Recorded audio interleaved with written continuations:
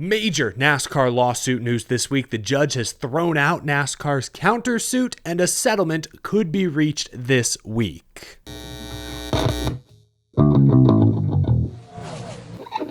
How's it going, y'all? My name is Eric. Welcome to Out of the Groove, presented by Tableau TV. Pay once, watch forever. Packed show this morning, but first, a huge thank you to everyone who supported Groovy Hollow this year. Our annual Halloween-themed charity iRacing event raised over $5,000 for Victory Junction, helping send kids with serious medical conditions off to camp for an unforgettable, empowering experience. That wouldn't have been possible without all of your support. So thank you so much for making this year's event a tremendous success. A huge thank you to Toxic Waste, Hazardously Sour Candy for their support as well. And Circle B Diecast. Brent, I think we had over 18 caution flags last night, which meant 18 caution flag diecast giveaways. A fun evening despite some frightful racecraft at times, but it went by fast. Had a blast doing it. Appreciate you all showing your support. Let's get to the latest NASCAR news before we break down all of the latest lawsuit details. Kaulig Racing posted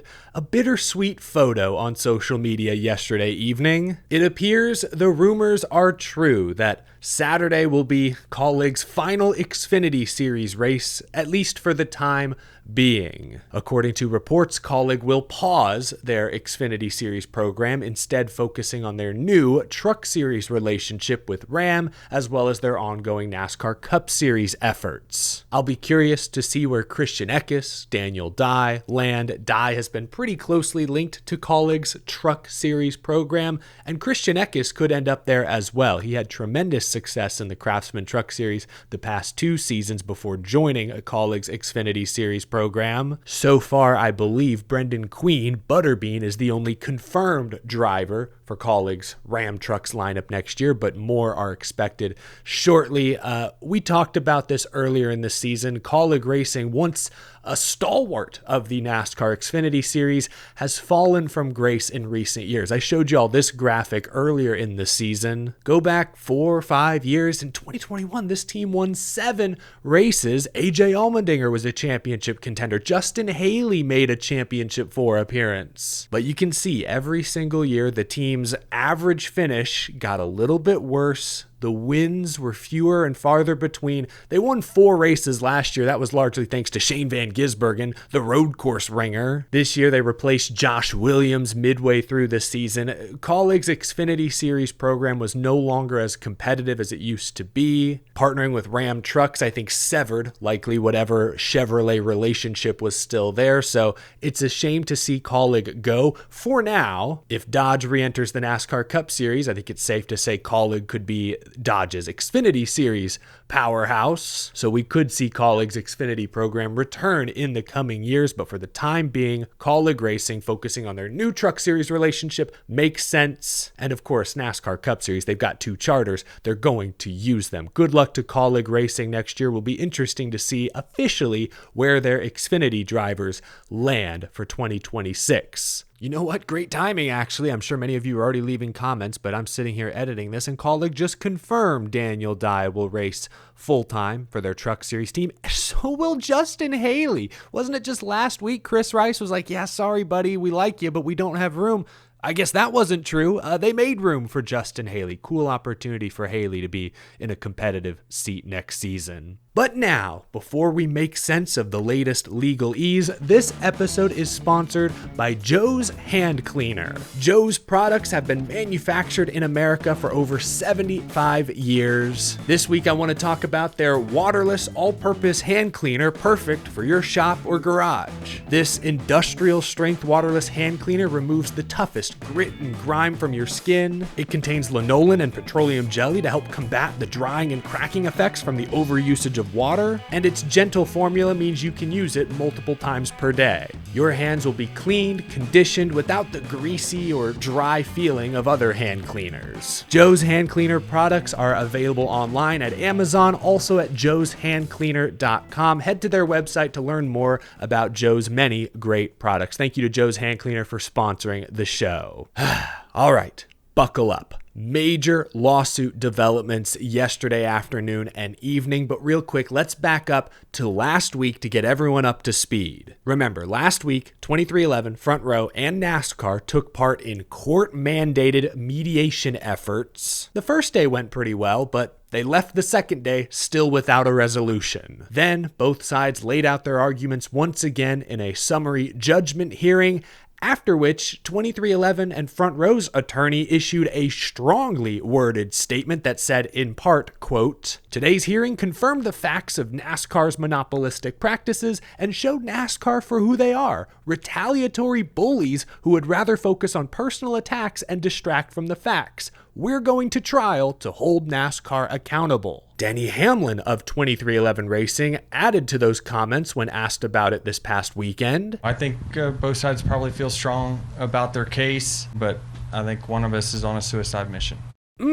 Over the past couple of years, all this time, the fight has been over who has the most leverage. NASCAR had the most leverage during the initial charter negotiations. They're the brand. They're the ones who signed a multi-billion-dollar TV contracts. They own many of the racetracks, etc. While the teams weren't unified. Many of them ultimately signed an agreement that they weren't fully satisfied with. 23XI and Front Row obviously took things a step further when they chose to sue NASCAR, a bold attempt by those two teams to try and gain some leverage over NASCAR, and at long last, it may be working. NASCAR is a bully. We're going to hold them accountable. One of us is on a suicide mission. Strong language this past week, all coming from the 23XI Front Row side. I speculated that this may have been an attempt to scare NASCAR back to the negotiating table. And based on the latest news this week, that assumption may have been correct. Now everyone's caught up. Yesterday, Judge Kenneth Bell ruled on last week's summary judgment hearing. Judge Bell dismissed NASCAR's countersuit. NASCAR had sued the teams, alleging that 23XI and Front Row, led by Curtis Polk, had illegally conspired with other race teams to try and get a better charter deal. Judge Bell threw that out. Part of Judge Bell's reasoning was that, yes, while the teams were represented by the Team Negotiating Committee, the TNC, that didn't stop NASCAR from still going to teams individually and piecing together the final charter agreement from that. Judge Bell wrote in his decision, partly, quote, "Both the TNC and individual negotiations contributed to the final language of the 2025 charter agreement. While NASCAR suggested in argument that the individual negotiations were meaningless, that assertion is not supported on the record. To the contrary, NASCAR described at oral argument how one particular team had requested a provision that became a part of the 2025 charters for all teams." Judge Bell continued, writing that the teams didn't even get much of what they wanted from the charter agreement, saying, quote, "Most significantly, all but two of the teams individually agreed to the terms of the 2025 charters, even though the terms fell well short of the Team Negotiating Committee's joint negotiating position." So, in conclusion, Judge Bell threw out NASCAR's counterclaim that the teams illegally conspired against them because there was no evidence that they were frankly successful in any meaningful way. Ultimately, as we know, NASCAR presented the teams a take-it-or-leave-it offer, and 13 of the 14 teams strayed away from 23XI Racing and Curtis Polk's position. So when push came to shove, the teams really weren't unified behind Curtis Polk and his efforts. Anyway, what this all means now is that if this trial goes to court in December 1st, the only focus will be on the allegations that NASCAR is a monopoly. That will be the only case. This ruling this week is obviously a significant win for 23XI Racing and Front Row Motorsports. How do I know? Well, because just before Judge Bell announced his decision, The Athletic's Jordan Bianchi published a story featuring quotes from multiple anonymous NASCAR executives expressing their desire to settle this case immediately. NASCAR and the France family do not want to go to court. sport. More ugly messages could be made public, raising the tension in the garage.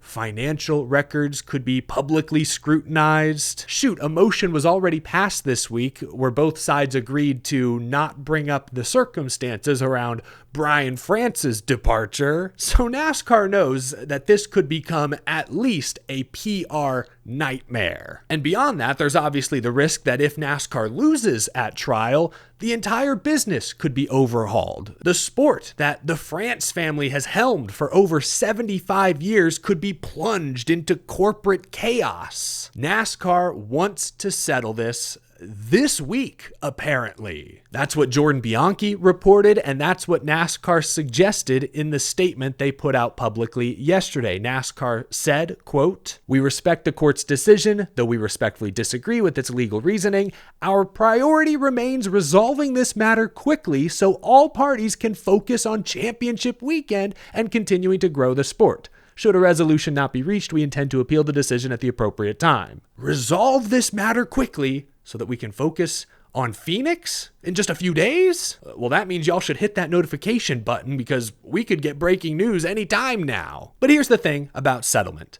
Both sides have to agree, not just NASCAR. Is a settlement this week likely? Jordan Bianchi, again for The Athletic, I will link his article down below. So many great details in there. I encourage you to check it out. He reported that during their mediation efforts last week, both sides largely agreed on charters and such. He writes that NASCAR agreed to grant the teams more long-term security. They were willing to make assurances that the charter system will remain in place even after the current deal expires in 2031. So kind of like permanent charters, maybe not quite. The language is a little different, but kinda. NASCAR also reportedly agreed to return the 6 charters that I guess 2311 and Front Row began the season with, sort of. So all that seemed to be largely agreed upon and settled, but reportedly the hang-up was more about legal fees and how both sides would split the payments, let's say. According to The Athletic, legal fees are nearing $100 million combined for both NASCAR and the teams in this case. Goodness gracious, I knew it would be a big number. That number is staggering. There's also some disagreement, it sounds like, over if the teams would be reimbursed for the number of races this year they've raced as non-chartered entries. But, all of it is baked into this big money pie. And I don't care who you are, $100 million is a lot of money. It's a lot of money for the France family. It's a lot of money even for Michael Jordan. Be sure to read that full Athletic story for even more fascinating details. Some great quotes from anonymous NASCAR and team executives in there. So, will a settlement be reached this week?